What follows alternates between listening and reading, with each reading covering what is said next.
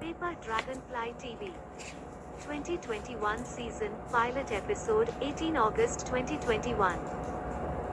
No one Saint Pediatrics pavilions located above landfills which once housed problematic juveniles, which before that had hosted weekly illegal dog fights, before that, the county's only 150 beds mental hospital. Shortly after the Vietnam War, its residents wanted to fill that massive crater with something. Trash was reasonable, rational answer at that time. Times elapsed, before long half-century went by. As expected, that parcel viewed as blight property. For years, the county spent lots of money and endless laborious labor force to combat, to fend off the blighted appearances but only achieved frustrations. Politicians for years made promises to tackle that problem as central focal points during campaigns, but once elected, not one politician ever revisited that issue. County officials offered that blight parcel for free in exchange for continuity of area beautifications. None interested. In the year President Reagan won re-election, groups of investors and construction companies ventured and built multi-levels, multi-function children's medical pavilions. After numerous delays and setbacks, it did open and business in pediatric medicines thrived. Within its center-most location, pediatric psychiatry and psychology clinics located. The clinics structured in a cyclical pattern. Teda, an 8-year-old girl with light brown complexion, long black hair, brown eyes, cutesy turned-up nose and with most attractive facial features, she stood upright at almost 4 feet. Her appointment with Dr. Maria Hernandez was pushed back by 30 minutes. The receptionist lady entertained one of the clinic's young patients. Friday late noon time. Outside, the meteorological conditions enticed us 8th graders to vacate indoors immediately. Sunshine with 85 degrees accompanied with zephyrs, gentle breezes. Clear and ultra-blue skies with meager white, puffy clouds scattered throughout cosmos with space appeared higher up than usual. Orphan boy Dudley sat at my right. Dudley, a native Indian and Latinos with long interwoven black hair, high cheekbones, slim and stood upright at 5 feet 3 inches and clothed in old tee, swim short and flip-flops, read school catalog. For some 15 minutes, he hadn't made any sound. He did mumble periodically. Baron Duke, a millionaire white kid with short blondest hair and bluest eyes, slim and stood upright at 5 feet 4 inches, sat at my left and read it as well.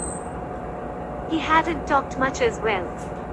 Never good news whenever both made no comment. We knew one another since pre-kindergarten heydays, we could read one another's body languages. Dudley mumbled, "Caleb." Baron said something softly. The receptionist lady did something humorous and laughed heartily. Teda stared at her absently. Other young patients stared at her absently as well. Entertainer paused, analyzed her audience. First she analyzed Hyder's silent reaction, next she studied other patients' unexpressed feedbacks. She took fleeting glance over at us. I stared at her with wide-opened eyes and lips sealed. She glanced over at Dudley and Baron. Neither one paid any attention to her. She stood up, then wiped sweat on her forehead with the back of her hand, then said, "Tough audience." Dr. Hernandez paged for Teda. A receptionist lady escorted my younger sister to her appointment. Saturday before school officially started, a group of us linked up at the Enchanted Water Park, free admission for students up to high school seniors. At main entrances, we queued up alongside other students from other schools within the district. Lots and lots of students and chaperones filled its vast parking spaces. School buses, chartered vans and other types of vehicles filled up its parking spaces as well. More and more students and chaperones queued up at all of its entrances. Additional buses, family cars, Vans and chartered buses filled up every available space and spilled onto grassy areas and walkways. Lots and lots of bikes and skateboards consolidated in a few areas closest to front gates. Baron chaperoned over on limo and butlers. Dudley and I rode our bikes over. We met at the rear of the mass of people. We greeted one another with fist bumps, then queued up behind others. Our other classmates were among other mass of park goers. Meteorological conditions closest to okay but edged toward doable territory. At 8 am, the temperature reached 70 degrees with moderate airstream. Morning clouds scattered throughout the atmosphere. Sunbreaks appeared at Eastern Hemisphere. Over at that particular portion was lit up with colors of light orange. It seemed as if campfire was erected. Bedlam motions and noises from livelier participants came from every which direction. Younger ones exhibited vitality. Older ones displayed serenity. Chaperones demonstrated multitasking capabilities. Parks employees assisted and gave guidance. Everyone from every which direction contributed to the pandemonium of motions and noises within the enchanted water park. My parents took Theodore and my older brother Seth, a high school senior, and my older sister Siakam, a sophomore, to see our grandparents.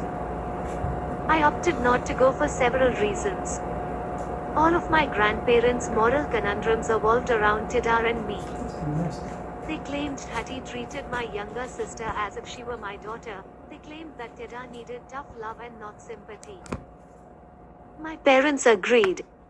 Seth and Siakam were wild cards on subject matter solely aligned with their moods. Someday they supported our grandparents' ideology and someday they couldn't have disagreed with me more. Dudley was oblivious to it. He didn't understand sibling interrelations. He neither understood nor cared to learn about such. At every very third blue moon, and not 1 second early, he did inquire as to why Theodore neither laughed nor cried nor showed any other emotion. Dudley catcalled her a Cambodian baby doll. I chose not to answer his inquiry.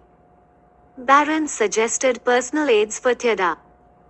I was stuck between two extremes and both offered ideas aligned to their perceptions of life. Dudley was born into poverty and with no family background. Baron was born into wealth and with strong family bonds. Dudley concluded that Theodore's lack of emotion pinned to the lack of parental emotional support. Baron concluded money solved all problems.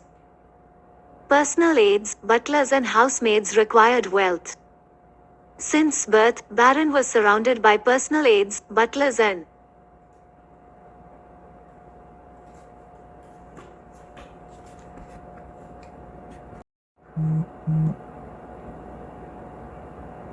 Paper. Dragonfly TV 2021 season pilot episode 18 August 2021. No once Saint Pediatrics pavilions located above landfills which once housed problematic juveniles, which before that had hosted weekly illegal dog fights, before that, the county's only 150 beds mental hospital. Shortly after the Vietnam War, its residents wanted to fill that massive crater with something. Trash was rational answer at that time. Times elapsed, before long half-century went by. As expected, that parcel viewed as blight property. For years, the county spent lots of money and endless laborious labor force to combat, to fend off the blighted appearances, but only achieved frustrations. Politicians for years made promises to tackle that problem as central focal points during campaigns, but once elected, not one politician ever revisited that issue. County officials offered that blight parcel for free in exchange for continuity of area beautifications. None interested. In the year President Reagan won re-election, groups of investors and construction companies ventured and built multi-levels, multi-function children's medical pavilions. After numerous delays and setbacks, it did open and business in pediatric medicine thrived.